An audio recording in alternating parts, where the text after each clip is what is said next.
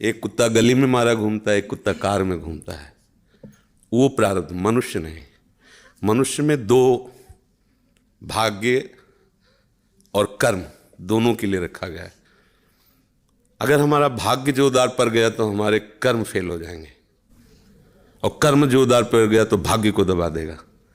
ये फाइनल का मनुष्य जन्म है। इसमें ये केवल नहीं कि प्रारब्ध में जो लिखा है वही होगा, आगे कुछ हो नहीं सकता। फिर मनुष्य जन्म की दुर्लभता सिद्ध नहीं होती। मनुष्य जन्म की दुर्लभता शास्त्रों में गाई गई है, दुर्लभो मानुषो देहो। क्या दुर्लभता है?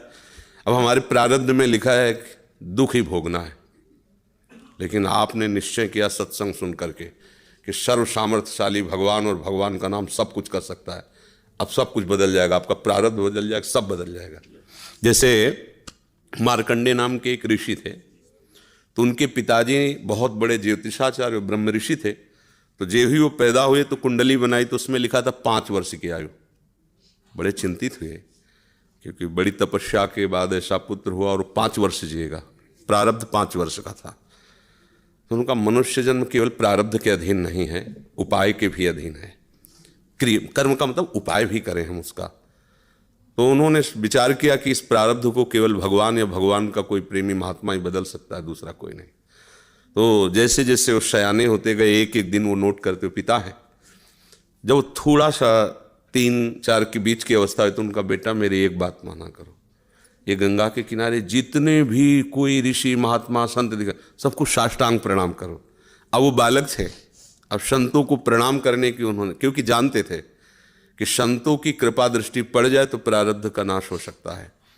अब गुप्त रूप से सनक सनंदन सनातन सनत कुमार भी विचरण ही करते रहते, तो मार्कंडेय जी सबको प्रणाम करते थे। तो सब करुणा भरी, भगवान तुम पर दया करें। बच्चा जैसे कोई प्रणाम, आप सब प्रणाम करो तो उतना हृदय नहीं, लेकिन अगर छोटा बच्चा तो एकदम उसकी तरफ दृष्टि जाएगी, राधा राधा राधा राधा। एक छोटा बच्चा है, प्रणाम कर रहा है 3-3.5 वर्ष का, तो वो सब संत, और वो चुपचाप बैठ करके देखा करते थे उनके पिता कि किसी ऐसे महापुरुष का आगमन हो जो सृष्टि पर शासन करने की सामर्थ्य रखता हो, तभी प्रारब्ध बदल सकता है। छोटी मोटी तपस्या वाले से प्रारब्ध थोड़ी बढ़ता है। उन्होंने देखा ये चारों तो कुमार हैं, सनक सनंदन सनातन सनत कुमार, जो साष्टांग किया, तो वो एकदम, वो भी 5 वर्ष की अवस्था में रहते हैं हर समय।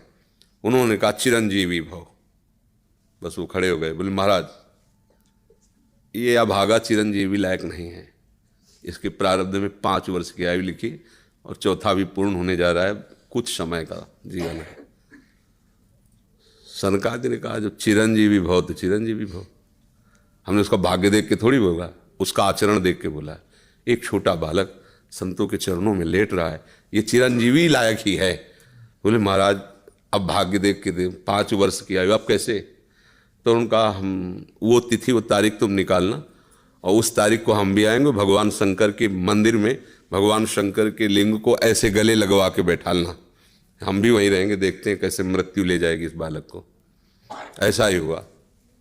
अब संतों के बताए हुए मार्ग पर चलने वाले का मंगल ही होता है। तो वैसे चारों कुमार वहाँ विराजमान गुप्त रूप से, धर्मराज पधारे यमराज के रूप में नहीं, धर्मराज के रूप में, क्योंकि पर वो ये दृश्य देखकर घबरा गए। और मृत्यु के भी, काल के भी महाकाल भगवान शंकर हैं। उनका स्मरण किया कि भगवान आपके ही विधान का हम पालन करते हैं, जो आप आज्ञा करते हैं। 5 वर्ष की आयु है, वो आयु आज खत्म होने जा रही है, समय पूरा हो गया, पर मेरी ताकत नहीं कि आपसे छीन कर मैं ले जाऊं आपको गले लगाए हुए ऐसे। तो प्रभु आप प्रकट होइए और बताइए कि हम आपके कानून का आप कैसे पालन करें। अगर हम अभद्रता करते हैं तो आपकी मर्यादा जाती है, और अगर मैं अपने आपके कानून का पालन नहीं करते तो धर्म का नाश होता है। तो भगवान शंकर प्रकट हुए और उन्होंने कहा कि तुम्हें कोई परेशानी की बात नहीं, 5 वर्ष की आयु है ना, मेरी आयु के 5 वर्ष इसको जोड़ लीजिए। भगवान ने कहा मेरे हिसाब से। भगवान को जानते, जब यहाँ का पूरी सृष्टि का विनाश होता है ना, तो इतना होता है, निमेष निमेष इतने, जैसे भागवत में आता है ब्रह्मलोक में एक कमल की पंखुड़ी ऐसे छेदी गई तो मृत्युलोक का 1 वर्ष और वहां का इतना समय। तो भगवान का निमेष और ब्रह्मा की पूरी की आयु व्यतीत हो गई। आज भी अविनाशी हैं मार्कंडेय ऋषि, आज भी विराजमान है। क्या हुआ? क्रियमाण ने जोर कर दिया, प्रारब्ध का नाश हो गया। जो प्रारब्ध 5 वर्ष का था वो अविनाशी हो गया, वो अमोघ हो गया। तो हम केवल पशुवत प्रारब्ध भोगने नहीं आए हैं, हम नए प्रारब्ध की रचना भी करने आए हैं। अब वो जो आध्यात्मिक शक्ति से युक्त नहीं है, केवल वो लौकिक बल से चाहेगा तो प्रारब्ध मिटिया मेट कर देगा, और आध्यात्मिक शक्ति प्रारब्ध को मिटिया मेट कर देगा। ये रहस्य है। जो भगवान का आश्रय लेकर भावी मेट सके त्रिपुरारी, भगवान का आश्रय ले लो तो जो कुअंक भाल के हैं वो मिट जाएंगे। हमारा प्रारब्ध इतना जोर, जैसे प्रारब्ध है किडनी फेल, ये पूर्व प्रारब्ध है। माँ के गर्भ से इस रोग की रचना हुई, जान तो पाए 35 वर्ष की अवस्था में, 20 वर्ष बाबा जी बनने के बाद। अब मांगते खाते अपने भजन मार्ग में चलते रहे, अब किडनी खराब हो गई। आप क्या, ये तो सब रुपए का खेल इसमें, ये तो इसमें धन चाहिए, हमारे पास कुछ नहीं है। अब हम जिनके आश्रित थे उन्होंने खेल बदला, ये सब व्यवस्था कर दी। ये हमारे प्रारब्ध में नहीं था, प्रारब्ध में तो दुर्गति थी, दोनों किडनी फेल हैं, लेकिन आश्रय जिनका लिए उन्होंने चैप्टर बदल दिया। अब देखो किडनी खराब, 2 बजे से दिनचर्या चल रही, 2 बजे रात से। ये किडनी वाले पेशेंट की दिनचर्या होती है क्या 2 बजे रात से? तो ये है इनके चरणों का बल, और ये हमारा बल। हमारे बुरे कर्मों का फल हमको मिल रहा है, और उनके आश्रित हैं, तो ऐसे हमारा जीवन कट रहा है, ऐसे गोद में लिए काट रहे हैं। तो हम केवल प्रारब्ध के ही अधीन नहीं, हम कोई पशु नहीं है, मनुष्य जन्म में मिला है। हम नया कर्म करें ऐसा कि हमारे प्रारब्ध, बुरे प्रारब्ध का नाश हो जाए। हम ऐसे भगवान का आश्रय लेकर भजन करें कि हमारा, अच्छा भगवान सब कुछ है।